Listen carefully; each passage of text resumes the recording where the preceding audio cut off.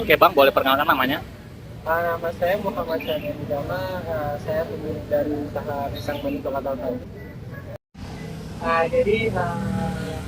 Alasan saya untuk memulai usaha ya, karena memang dari awal, bukan dari awal sih, dari sudah lama saya ingin berwirausaha sendiri aja. Uh, Mau bebas, mau free, itu aja sih. Oke,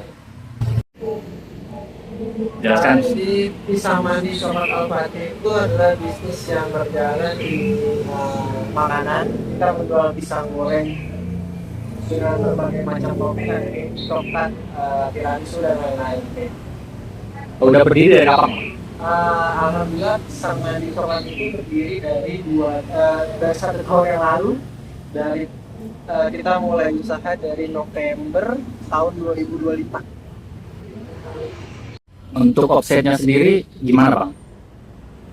Untuk omset sekarang masih naik turun ya, mungkin karena mungkin masih baru setahun atau dalam 2 tahun dari tahun ini.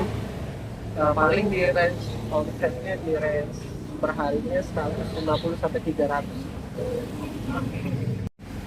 Nah, jadi waktu Abang ditawarin kelompok kami buat kerjasama itu gimana tanggapan pertama Abang? Boleh jujur aja Bang? Jujur aja nih ya, Ya. ada sedikit jawaban jujur ya.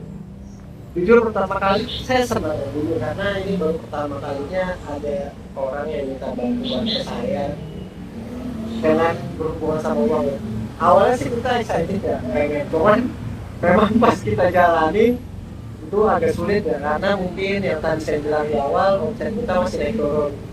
Jadi terus dengan dana yang ada dan dengan waktu yang ada, kita harus membalikin ke dana awal itu mungkin agak sulit, karena omset kita yang masih naik turun. Oke, dari modal yang kita alokasi, kita berikan ke Abang itu dibelanjain buat apa aja Bang? Oke. Nah, oke dah, modalnya itu yang kita belanjain bahan baku makanan, untuk bahan bakunya seperti tepung terigu, pisang, selainya, mentega dan lain-lain. Dan itu memang habis lumayan banyak, sekitar 850 ribuan.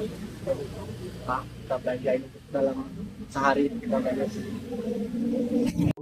Baik, kemudian ini ada jurnal untuk transaksi mudharabahnya. Pertama pada jurnal Sohibul Makal, jadi saat modal diserahkan pada tanggal 3 Mei, transaksi dicatat sebagai investasi mudharabah sebesar 1 juta rupiah. Artinya dana tersebut diberikan kepada pengelola untuk digunakan dalam kegiatan usaha. Kemudian selama usaha berjalan, pemilik modal mulai memperoleh hak atas bagi hasil keuntungan. Jadi setiap usaha itu menghasilkan laba dan dicatat sebagai piutang pendapatan bagi hasil dan pendapatan bagi hasil. Lalu pada akhir periode, tepatnya tanggal 11 Mei, kami menerima pembayaran bagi hasil sekaligus pengembalian modal awal. Jadi investasi yang sebelumnya diberikan itu sudah kembali beserta keuntungan yang diperoleh dari kerjasama usaha tersebut. Nah selanjutnya untuk dari sisi mudoribnya, saat menerima modal dari Sohibul Ma'al, modal tersebut dicatat sebagai dana syirka temporer. Kemudian setiap hari dicatat pendapatan usaha dan juga beban operasional seperti biaya bahan baku dan biaya penjualan. Dan setelah itu dilakukan perhitungan laba rugi untuk mengetahui keuntungan bersih usaha setiap harinya. Nah, di sini untuk laporan laba ruginya, di laporan ini terlihat bahwa usaha pisang mandi coklat Al-Fatih memperoleh pendapatan dari penjualan produk selama periode kerjasama berlangsung. Pendapatan usaha berasal dari penjualan harian selama tanggal 4 sampai 10 Mei. Nah, dari data ini terlihat juga bahwa penjualan cukup stabil dan beberapa hari mengalami peningkatan yang cukup baik. Namun dalam menjalankan usaha tentu ada yang namanya beban operasional yang harus dikeluarkan. Oleh karena itu, pada laporan ini juga dicatat total beban usaha selama periode tersebut. Nah, setelah total pendapatan dikurangi total beban, kemudian diperoleh laba bersih sebelum bagi hasil. Nah, laba bersih inilah yang kemudian dibagi sesuai nisbah yang sudah disepakati di awal. Pemilik modal atau sohibul ma'al memperoleh 20% dari keuntungan, sedangkan pengelola usaha atau mudorib memperoleh 80%. Nah, selanjutnya itu untuk di laporan posisi keuangannya itu, laporan ini nunjukin kalau kondisi keuangannya itu setelah seluruh kegiatan usaha dan pembagian hasil selesai dilakukan. Nah, pada sisi Sohibul Ma'al, Aset utama yang terlihat di sini adalah kas.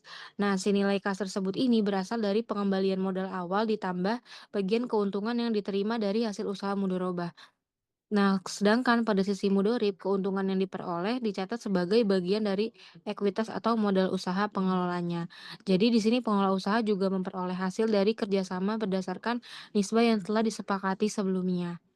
Nah, selain itu juga pada laporan ini juga terlihat kalau dana syirka temporer sudah diselesaikan karena modal telah dikembalikan kepada Sohibul Ma'al. Jadi tidak ada lagi kewajiban yang tersisa antara kedua pihak.